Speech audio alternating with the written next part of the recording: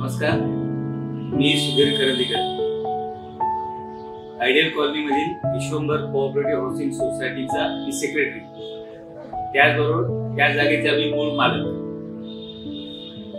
आता आमच्या सोसायटीचं बांधकाम पूर्ण झालेलं आहे आणि सगळ्यांना पोझिशनही देण्यात आलेलं आहे आणि काही लोक राहण्यासाठी देखील आलेली आहेत.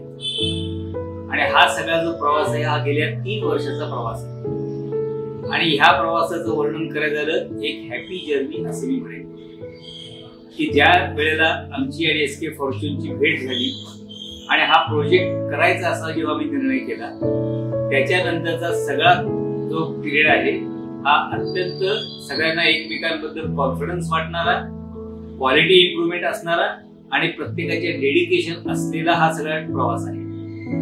म्हणजे सुरुवातीला जेव्हा आम्ही काम करायचं ठरवलं तेव्हा आमचा प्लॅन कसा असावा, आम्ही किती BHK चे फ्लॅट घ्यावे, कुठला फ्लॅट कुठल्या दिशेला असावा, ह्याच्यामध्ये पूर्णपणाने आम्हा सोसायटीच्या लोकांना पूर्णपणाने स्वातंत्र्य होते. त्यानंतर जेव्हा कन्स्ट्रक्शनचं काम सुरू झालं आणि प्रत्येकाला जो फ्लॅट अलॉट केलेला होता, आता हा अलॉट केलेला फ्लॅट सुद्धा आम्ही सर्वांनी सामंजस्याने ठरवला.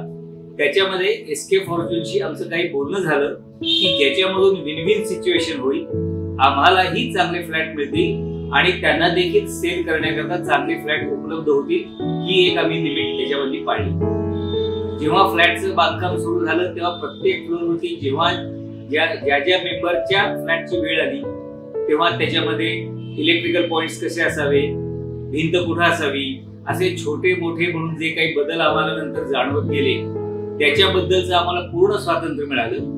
सगळा प्रोजेक्ट हा 26 महिन्यामध्ये झपाट्याने पूर्ण झाला, परंतु प्रत्येकाला त्यांचे जे बदल हवे आहेत त्याच्याकरता पुरेसा वेळ देण्यात आला, हा आमचा अनुभव आहे. मग तो इलेक्ट्रिकल पॉइंट असू दे, आतमधल्या काही बदलांचा विषय असू दे, इव्हन त्या ठिकाणी बसवायच्या टाईल्स देखील साठी सुद्धा आम्हाला भरपूर त्यांनी चॉईस त्या ठिकाणी उपलब्ध करून दिलेले होते आणि त्याच्यामधून आम्ही सिलेक्शन केलं. आणि हे सगळं करत असताना जे माझे एसके फॉर्च्यूनचे संबंध आले त्या संबंधामधूनच मी अन्य एका ठिकाणी राहतो, त्या बिल्डिंगचं देखील आम्ही रिडेव्हलपमेंट करण्याचं ठरवलं आणि एसके फॉर्च्यून बरोबरच करायचं ठरवलं, ज्याची आता प्रोसेस सुरू आहे.